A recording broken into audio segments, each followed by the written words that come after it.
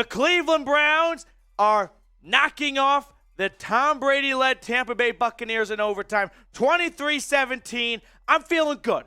This was not a game where you drew up a great game plan of how the Browns are going to beat the Bucs. No, it was a game going in that you knew it was going to be a bit of a boxing match, right? There were going to be jabs thrown. There were going to be body blows absorbed. And whatever team's going to be able to run the football and have a good defensive play at the end would make the difference. And what happened? The Browns with Myles Garrett were able to get after Tom Brady. Nick Chubb was able to rush it in for an overtime winner. Amari Cooper was able to bounce back from that very sad fourth down drop and make a huge play in overtime. Let's give credit to this Browns defense, though. They made a lot of great plays. I mean, we have been ragging on them all year, and give credit where credit is due. I'm not saying Joe Woods is out of the doghouse, but his defense stood tall. Look at the Bucs stats against the Browns in this Week 12 matchup. 325 total yards, and keep in mind, this is 4 quarters in overtime. 229 passing yards, 96 rushing yards. I mean, Tampa Bay came into this game knowing one thing and one thing only. Run the football. It's worked for every other team. It's worked for Buffalo. It worked for Miami. It's worked for Atlanta. Every team. And in the first drive, remember, Tampa Bay rushed it every play except for 2. And how did it work out for them? Level the score. But after that, give credit to this Cleveland defense. They stood tall. Were they shut down? Were they an elite 85 Bears defense? No, but they didn't have to be, and never going to get to that level. But they did keep their team in it. And that's something I've not been able to say all year long. They were able to keep their team in it because the offense was sputtering. Of course, like every other game, a scripted drive goes great, and then the second and third quarter, Houdini, they vanish. And usually during those 2 quarters, the defense just can't keep up with the opposing offense, and that's where the Browns have lost games the last couple of weeks. But not this week. No, this week, the defense threw jabs back, punches back at the offense, and they allowed Cleveland to stay in the ball game, all right? Gregory, who's a longtime viewer here at the channel, making an excellent point that I want to share with you guys. How about Martin Emerson looking amazing today? Yeah, absolutely. Aside from the defensive pass interference, which, hey, that's the life of football. They're going to call you. They're going to make a lot of calls against defensive cornerbacks all the time. But Martin Emerson working on Mike Evans pretty much all day on the outside. Outside of one big drive from the Bucs, which resulted in a touchdown, there was not many big chunk plays.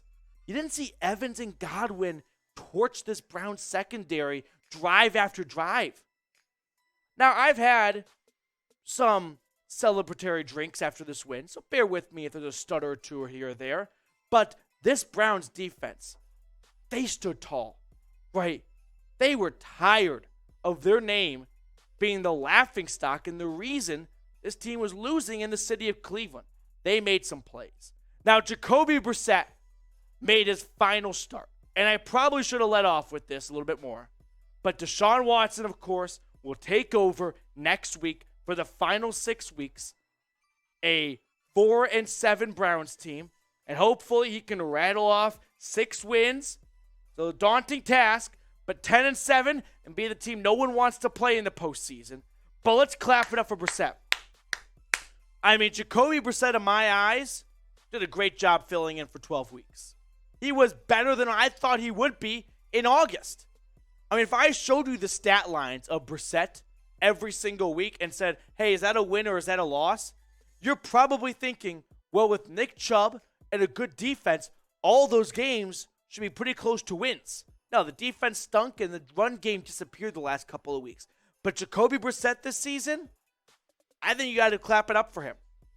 So what grade would you give Jacoby Brissett for 12 weeks of play? The last time we'll probably talk about Brissett. Hopefully. Otherwise, we're talking about a Deshaun Watson injury, and I don't want that to be the case. But what grade would you give Brissett for 12 weeks? A, B, C, D, or F? Me personally, B+. And the only reason I'm not giving him an A- is because of that pick against the Chargers in the red zone where that's not on brand for Jacoby Brissett. He's usually much smarter with the football. B+ for me. Let me know your grades down below in the comment section. Now, today's Browns Bucs recap is sponsored by Kamikoto. So Kamikoto makes great Japanese steel kitchen knives using traditional techniques that have been honed and perfected by generations of knife smiths. The knives come in a heavy-duty ash wood box, which makes it a great gift this holiday season. Each knife is individually inspected, and they are so confident in their product that they come with a lifetime guarantee. Kamikoto knives are carefully polished. Both blade and handle are satin finish, making them smooth as silk. They are wickedly sharp and perfect for slicing meats and vegetables to prepare an amazing meal every Browns game day. Kamikoto knives are used by Michelin star chefs all over the world, and they are having a huge holiday sale right now. Plus, my viewers, well, they can get an extra $50 off any purchase and free shipping with discount code CHAT. Go to kamikoto.com/chat, get your knives set today, and support the channel. The link for that is in the comments and the description of today's show. Check them out right there, kamikoto.com/chat, promo code CHAT. All right, let's throw some more stats on screen in case you missed some of the game or whatever. The Browns offense against Tampa Bay, 367 yards, 178 yards passing, 189 on the ground. Nick Chubb is getting back to where we saw him the first 6 weeks. And it's not that he's the reason this is derailed. The Bills game last week stunk, but the offensive line has not gotten much of a push.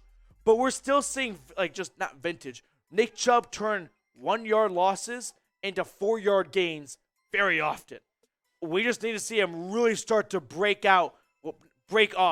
rattle off 20, 25-yard rushes like he was doing so frequently early in the game. Third down, 5 of 17. Relatively clean game for Kevin Stefanski's company.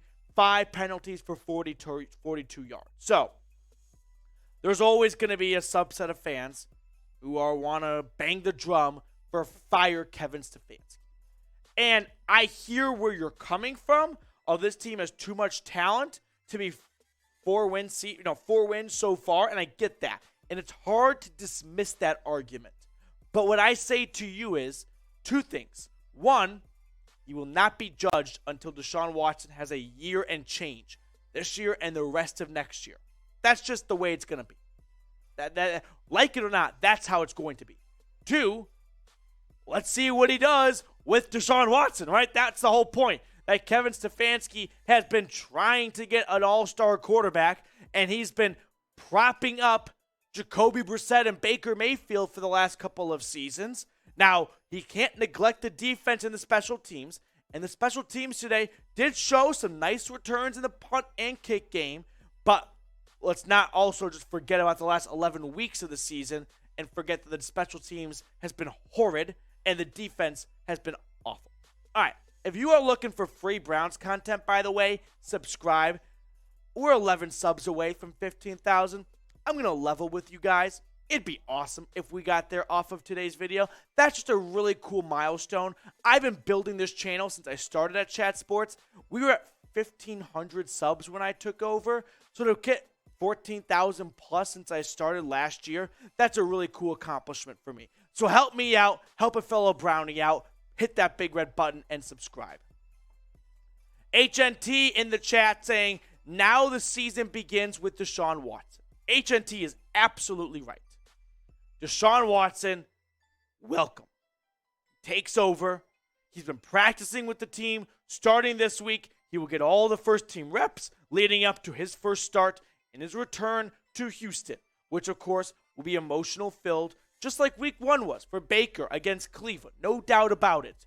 But if you're wondering, hey, the Browns defense sucks.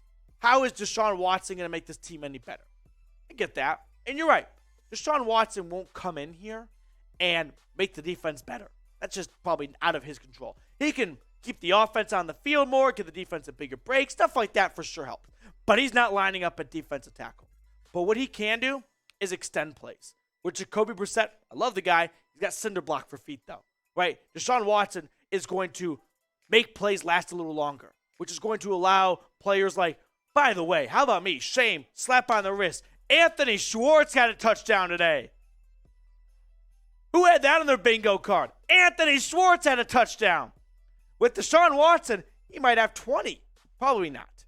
But Anthony Schwartz, shout out to you, my man. That was awesome. First drive, let's go.